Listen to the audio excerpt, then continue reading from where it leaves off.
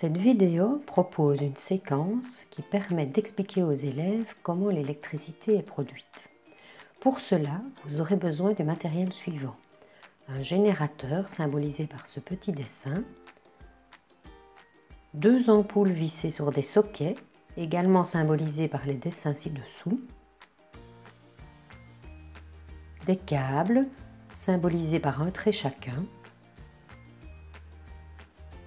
un interrupteur dont voici le symbole et un multimètre. Pour mettre les élèves en recherche, lançons-leur le défi d'allumer une ampoule avec uniquement le générateur, deux câbles ainsi que deux pinces.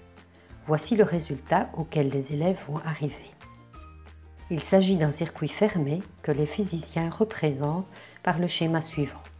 On pourrait également introduire un interrupteur dans le circuit. Quand il est ouvert, le courant ne passe pas et l'ampoule ne peut pas s'allumer. Une nouvelle étape permet de travailler l'observation et la formulation de ce qui est observé. Il est demandé aux élèves de comparer le générateur à une éolienne ainsi qu'à un petit moteur électrique et de relever les éléments communs. Les élèves pourront ainsi observer qu'on retrouve les mêmes composants dans les trois appareils. Une bobine de cuivre et un aimant. On peut mettre en évidence la présence de l'aimant grâce à une attache trombone. Dans l'éolienne, la bobine de cuivre est visible à travers la paroi.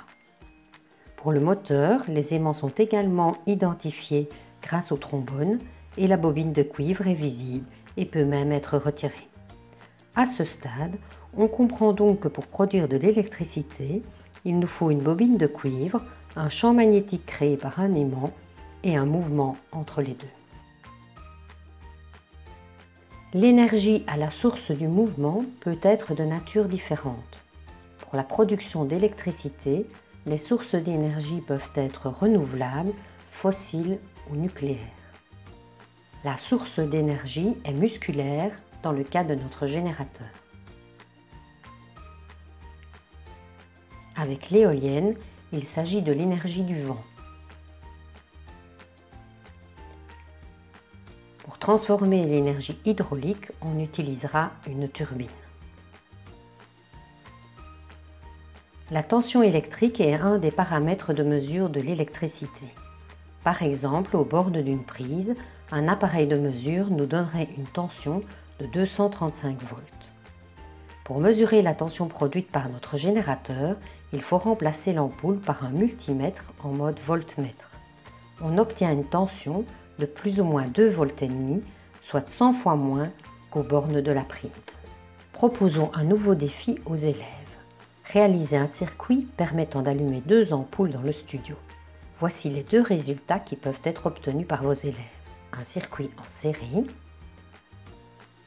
représenté par le schéma suivant, ou un circuit en parallèle, dont voici le schéma. Dans un circuit en série, lorsque l'on dévisse une ampoule, le circuit est ouvert, le courant ne passe plus, les autres ampoules ne sont plus alimentées et s'éteignent. Ce n'est pas le cas dans un circuit en parallèle, car l'autre ampoule est toujours branchée aux bornes du générateur.